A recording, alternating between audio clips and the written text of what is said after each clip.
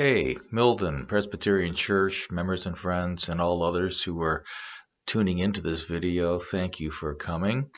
This is Tom Coy. I'm the covenant pastor at Milton Presbyterian Church, and today is June 11th. It's Thursday, and it's our midweek presentation. This particular part of our midweek work is an exploration of the passage that I'll be preaching on for Sunday, which is Matthew 9:35 through 10:23. Yes, that's a lot of verses. We're going to work our way through them in this video, just as a way to get a feeling for the passage, for what Jesus is talking about, so that on Sunday we'll have this as background, and I'll be able to move on a little more quickly then to the implications that this passage has for us in our lives here in 2020. The other video I'll have today is a continuation of our exploration of the Apostles' Creed. So let's get started. There's plenty here, and it's all good stuff. You might recall last week we had Trinity Sunday, and we used the passage of Matthew 28, verses 16 through 20, which had the Great Commission. This is where Jesus said, "All authority is given to me. Now go therefore, make disciples of all the nations, and baptize and teach. And lo, I am with you always to the close of the age." This was not a cold open for the disciples to suddenly, oh my gosh, we're supposed to go out and do something.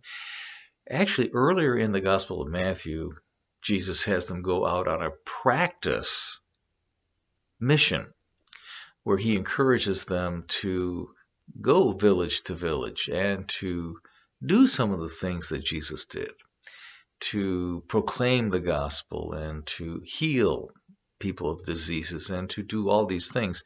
And he has in this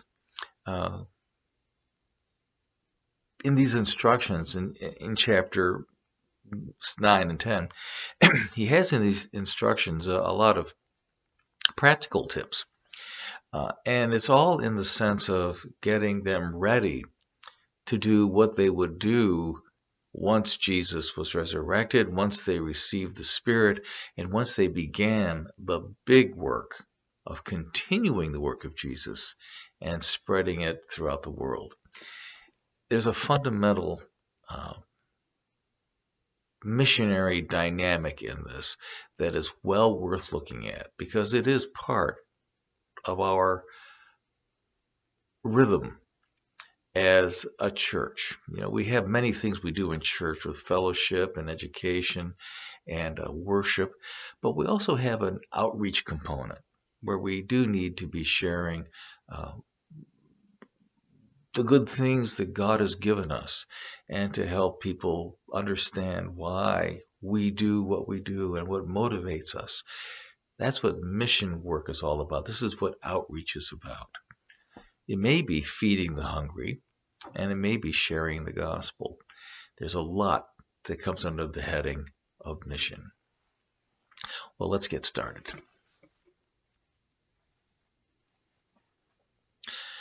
Verses 35 and 36. Then Jesus went about all the cities and villages, teaching in their synagogues and proclaiming the good news of the kingdom and curing every disease and every sickness. So he himself is doing this ministry. So that's the start. He's the model. When he saw the crowds, he had compassion for them, because they were harassed and helpless, like sheep without a shepherd. And this is a motivation that sometimes we overlook.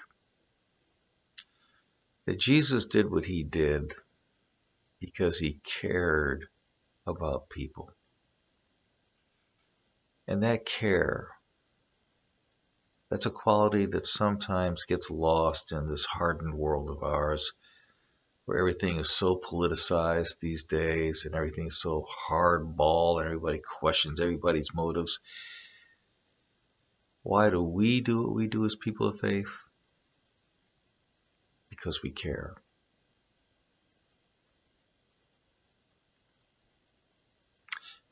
Moving on. Then he said to his disciples, the harvest is plentiful, but the laborers are few. Therefore, ask the Lord of the harvest to send out laborers into his harvest. And Jesus is saying, I'm one person, but the harvest needs many workers to bring in the fruits.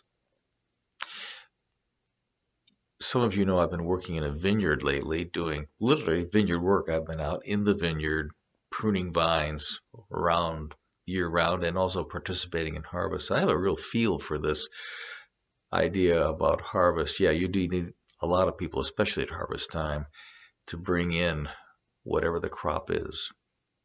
Well, we're sort of the same way as people. The Lord looks at the human race and says there's a field out there ready for harvest. We need all kinds of folks to help do that. And he's looking at us. Then Jesus summoned his 12 disciples and gave them authority over unclean spirits to cast them out and to cure every disease and every sickness. Now this is something that takes us into a slightly different place. We're not exactly aware that we have the authority to cast out unclean spirits and to cure every disease and every sickness.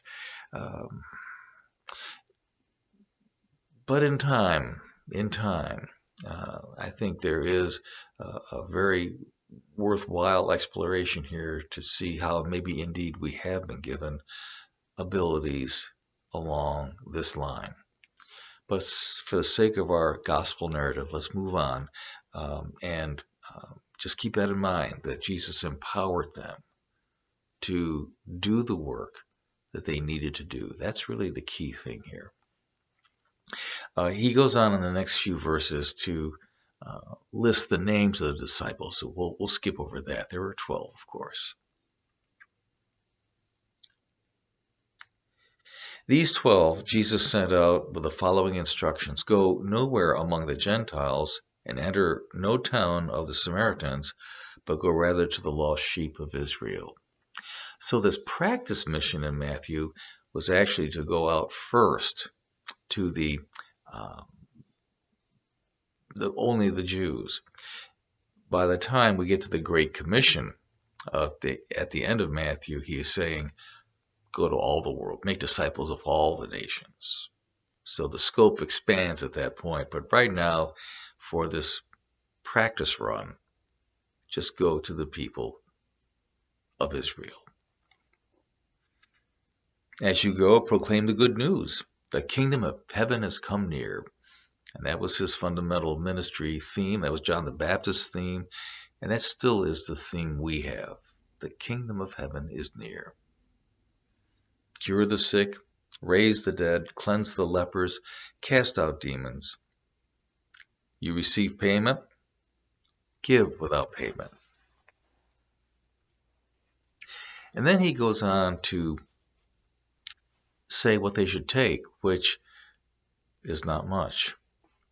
Take no gold or silver or copper in your belts, no bag for your journey, or 2 tunics or sandals or a staff, for laborers deserve their food. In other words, take very little and live off the hospitality and the kindness of strangers, as we hear in a streetcar named Desire. But Jesus is saying, don't take anything. Let others care for you with the very things you need. This is not to be mooching. It is to be a form of hospitality. To simply receive what little is needed and then move on. This is not about making money. This is not about getting rich. This is not about profit. It's about straightforward sharing. Whatever town or village you enter, find out who in it is worthy and stay there until you leave. As you enter the house, greet it. If the house is worthy, let your peace come upon it. But if it is not worthy, let your peace return to you. If anyone will not welcome you or listen to your words, shake off the dust of your feet as you leave that house or town. Truly I tell you, it will be more tolerable for the land of Sodom and Gomorrah on the day of judgment than for that town. Now that's strong language. What I really hear in that is that, be prepared. Some people are going to receive you well, others will not. And just because others do not receive one well, doesn't mean that they're forever going to feel that way. It just means that you don't force yourself on others. You don't impose. If you're welcomed, you're welcomed. If you're not, don't let it get to you. Don't be filled with rejection or shame. Sometimes folks are just not ready to receive. We all have moments when we're open. We all have moments when we're not. Sharing of the faith, ministering in Jesus' name, is about recognizing when there is permission. Then something can be done. If there is no permission, nothing can be done.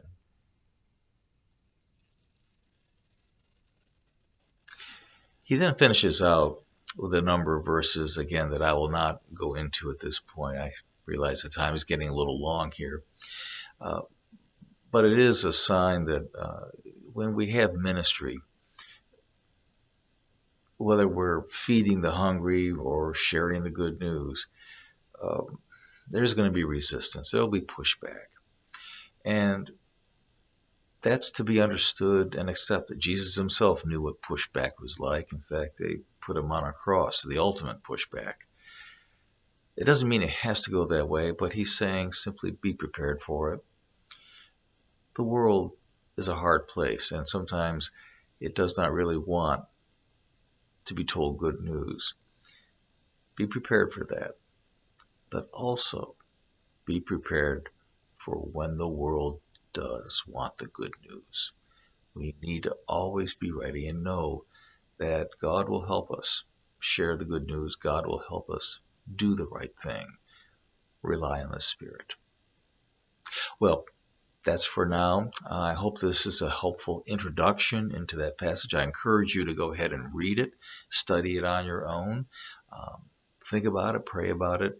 It's going to be our centerpiece for Sunday's remarks. Until then, take care and God bless.